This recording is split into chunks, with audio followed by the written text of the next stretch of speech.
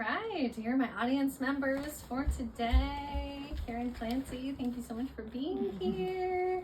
You may have a seat. What would you risk to stand up for what's right? Would you risk your reputation, your career, even your freedom? One woman did all of that and more. Angela Davis has spent her life tirelessly fighting for liberation. In today's current political climate, while we are seeing our neighbors snatched off the streets and out of classrooms by a corrupt police state, we can look to her for inspiration in our continued fight to end oppression. Angela Davis inspires me with her unwavering commitment to social justice and her powerful role as an advocate for all marginalized people. Though there is so much to admire about her, today I'm going to focus on two main topics: her deep commitment to activism and her intersectionality.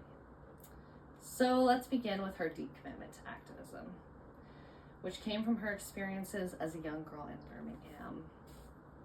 While living there, she was exposed to extreme racial violence. She lived in the most racially segregated city in Alabama with the nickname Dynamite Hill because there were so many prevalent bombings from the KKK against her neighbors. But rather than give in to defeat, she fought for a safer and better future for all. A critical thinker, Davis became a professor at UCLA. There, she was targeted by Ronald Reagan for her political affiliation with the Communist Party. But rather than just roll over, she fought back in court and won. Despite being forced into silence and the discrimination, she stayed true to her morals.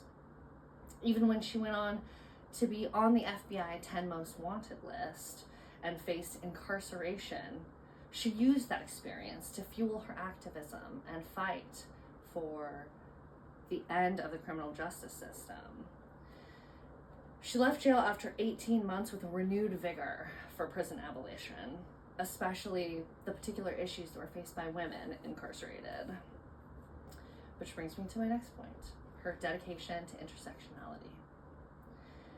She did some work with the Black Panthers, but she was deeply disappointed with the fact that women were forced into a more background role.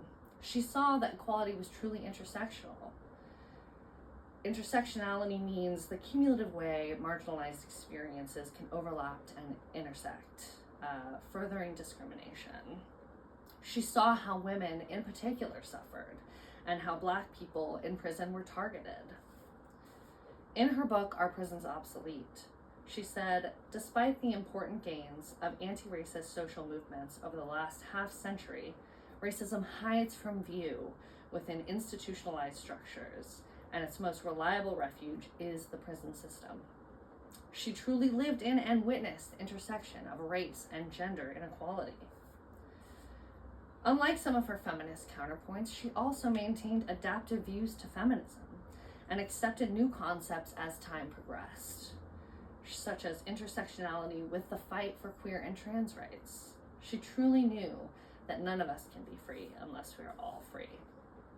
So as we come to the end of the speech, I hope that you are moved to action hearing Angela Davis's legacy. She reminds us that the fight for liberation is not one-dimensional, but intersectional. It requires risk, boldness, and collective power. And her powerful role as an advocate for all people pushed down by the system.